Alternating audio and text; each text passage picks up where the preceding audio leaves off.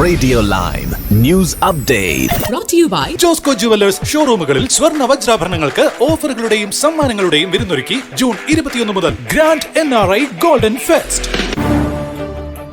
നമസ്കാരം, live news അപ്ഡേറ്റ്സിലേക്ക് സ്വാഗതം. വാർത്തകളുമായി ഞാൻ നിപിൻ. സെപ്റ്റംബർ മാസത്തിൽ ഇംഗ്ലണ്ടിലെ സ്കൂളുകളിൽ നീണ്ട അവധിക്കാലത്തിനു ശേഷം കുട്ടികൾ തിരിച്ചെത്തുകയാണ്. ആദ്യ ആഴ്ചകളിൽ പല കുട്ടികളും കഴിഞ്ഞുപോയ അവധിക്കാലത്തിന്റെ ആലസ്യത്തിൽ ആയിരിക്കുമെന്നാണ് അധ്യാപകർ പറയുന്നത്. അതുകൊണ്ട് തന്നെ ഈ കാലയളവിൽ ഒട്ടേറെ കുട്ടികൾ സ്ഥിരമായി സ്കൂളുകളിൽ ഹാജരാകാതിരിക്കുവാനുള്ള സാധ്യതകളും കൂടുതലാണ്. സ്കൂൾ തുറക്കുന്ന ആദ്യ ആഴ്ചകളിൽ ക്ലാസുകളിൽ മുടങ്ങുന്ന കുട്ടികൾ തുടർന്നുള്ള ദിവസങ്ങളിൽ വരാതിരിക്കാനുള്ള സാധ്യതകൾ കാണുന്നു. ഒന്നാം ആഴ്ചയിൽ ഭാഗികമായി ഹാജരാകാതിരുന്ന വിദ്യാർത്ഥികളിൽ പകുതിയിൽ അധികം പേരും സ്ഥിരമായി ഹാജരാകുന്നില്ല. ഓരോ സ്കൂളിലും 10% പേരെങ്കിലും ഈ വിഭാഗത്തിൽപ്പെട്ടവരാണ്. ഇംഗ്ലണ്ടിലെ ഒട്ടുമിക്ക സ്കൂളുകളും കുട്ടികളുടെ ഹാജർ കുറയുന്നതിന്റെ പ്രതിസന്ധികൾ നേരിടുന്നു എന്നാണ് പുറത്തുവരുന്ന റിപ്പോർട്ടുകൾ സൂചിപ്പിക്കുന്നത്. 2022 പകർച്ചവ്യാധികൾക്ക് ശേഷം ഈ പ്രതിസന്ധി കൂടുതലായിട്ടാണ് കാണപ്പെടുന്നതെന്നാണ് പറയുന്നത്. UK-യിൽ വർദ്ധിപ്പിച്ച സൗജന്യ ചൈൽഡ് കെയർ സേവനങ്ങൾ ഇന്നു മുതൽ ലഭ്യമാകും. ജോലി ചെയ്യുന്ന മാതാപിതാക്കളുടെ 9 മാസത്തിലേറെ പ്രായമുള്ള കുഞ്ഞുങ്ങൾക്കാണ് ആഴ്ചയിൽ 30 മണിക്കൂർ സൗജന്യ ചൈൽഡ് കെയർ ലഭ്യമാവുക. നേരത്തെ ഇത് 13 മണിക്കൂറായിരുന്നു. അതേസമയം സൗജന്യ സേവനങ്ങൾ വർദ്ധിപ്പിക്കുന്നതിനാൽ ഡിമാൻഡ് ഉയരുന്നതിനോടൊപ്പം ജോലിക്കാരെ കണ്ടെത്തുന്നത് എളുപ്പമാകില്ലെന്ന് നഴ്സറികൾക്കുള്ള മുന്നറിയിപ്പിൽ വ്യക്തമാക്കുന്നു. കുറഞ്ഞ വരുമാനമാണ് നഴ്സറി ജീവനക്കാർക്ക് ലഭിക്കുന്നതെന്നാണ് പ്രധാന പ്രതിസന്ധി. മിനിമം വേജിലും ചെറിയ വർധനവിൽ വരുമാനമുള്ള ജോലിക്ക് ആളെ റിക്രൂട്ട് ചെയ്തത് എളുപ്പമാകില്ലെന്ന് national foundation for education research ചൂണ്ടിക്കാണിച്ചു. എങ്കിലും ഗവൺമെന്റ് ലക്ഷ്യമിടുന്ന തോതിൽ ജീവനക്കാരുടെ എണ്ണം കൂടുന്നതിലേക്കുള്ള ട്രാക്കിൽ കാര്യങ്ങൾ പുരോഗമിക്കുകയാണ്. എന്നാൽ ഇത് തുടരാനുള്ള സാധ്യത കുറവുണ്ടെന്നാണ് റിപ്പോർട്ട് പറയുന്നത്.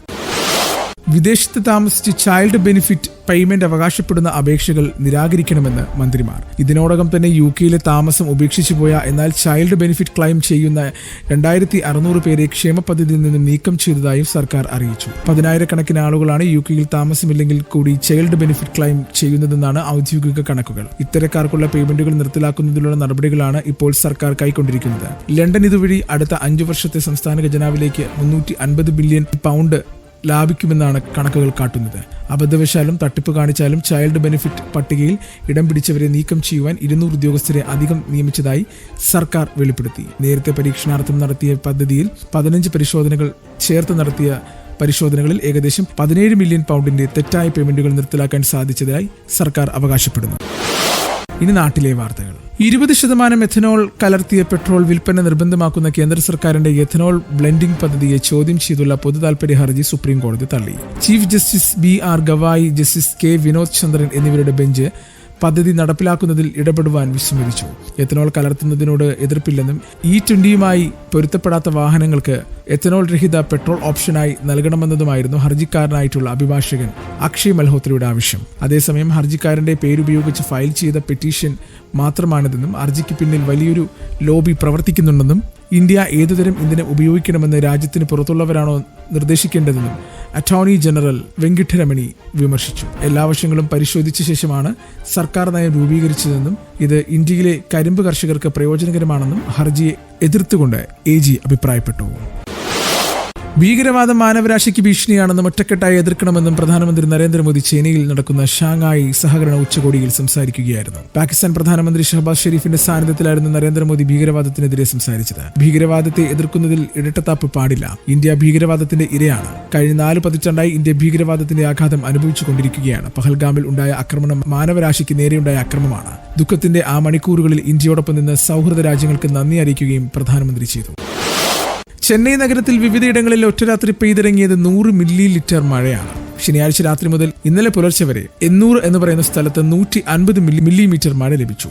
തൊണ്ടയാൽപേട്ട്, അമ്പത്തൂർ, നുങ്കമ്പാക്കം, ഗിണ്ടി, എഗ്മൂർ, അണ്ണാനഗർ തുടങ്ങിയ സ്ഥലങ്ങളിലും കനത്ത മഴ പെയ്തു. നഗരത്തിൽ ഇന്നലെ രാത്രി വരെയും മഴയുണ്ടായിരുന്നു. ഇന്ന് ഇതുവരെ മഴ പെയ്തിട്ടില്ല.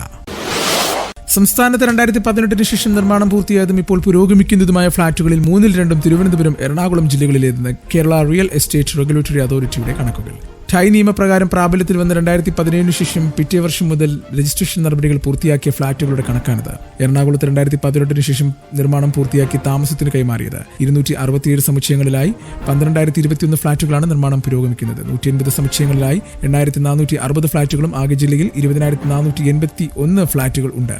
തിരുവനന്തപുരത്ത് ഇതേ കാലയളവിൽ 195 സമുച്ചയങ്ങളിലായി 10,168 ഫ്ളാറ്റുകൾ നിർമ്മാണം പൂർത്തിയാക്കി. ഇനി കായിക വാർത്തകൾ.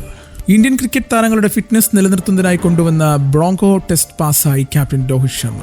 T20 ടെസ്റ്റ് ഫോർമാറ്റുകളിൽ നിന്നും വിരമിച്ച രോഹിത് ശർമ്മ കഴിഞ്ഞ ദിവസമാണ് ബ്രോങ്കോ ടെസ്റ്റ് പാസ്സായത്. പരീക്ഷയിൽ ഗംഭീര പ്രകടനമാണ് രോഹിത് ശർമ്മ നടത്തിയതെന്നാണ് പുറത്തുവരുന്ന വിവരം. യോയോ ടെസ്റ്റിന് പകരമാണ് താരങ്ങളുടെ ഫിറ്റ്നസ് പരിശോധിക്കുന്നതിനായി ബ്രോങ്കോ ടെസ്റ്റ് കൊണ്ടുവന്നത്. ഓഗസ്റ്റ് 30-31 തീയതികളിലായി നടത്തിയ ടെസ്റ്റിൽ എല്ലാ ഇന്ത്യൻ താരങ്ങളും പാസ്സായി. ബംഗളൂരുവിലെ സെന്റർ ഓഫ് എക്സലൻസിലായിരുന്നു താരങ്ങൾക്ക് വേണ്ടി ബ്രോങ്കോ ടെസ്റ്റ് നടത്തിയത്. യുവ പേസർ പ്രസിദ്ധ് കൃഷ്ണയാണ് ടെസ്റ്റിൽ കൂടുതൽ മാർക്ക് നേടിയത്. ഓസ്ട്രേലിയക്കെതിരെ ഒക്ടോബറിൽ നടക്കേണ്ട ഏകദിന പരമ്പരയിൽ രോഹിത് ശർമ്മ ഇന്ത്യൻ ടീമിലേക്ക് തിരികെ എത്തുമെന്നാണ് കരുതുന്നത്. അതിനു മുൻപ് ഓസ്ട്രേലിയ എ ടീമിനെതിരെയും രോഹിത് കളിക്കാൻ സാധ്യതയുണ്ട്. ഇന്നത്തെ പൗണ്ട് വിനിമയ നിരക്ക് 119.31 രൂപ. ഇതോടുകൂടി വാർത്തകൾ കഴിഞ്ഞു. കൂടുതൽ വാർത്തകൾ അടുത്ത ബുള്ളറ്റിൻ.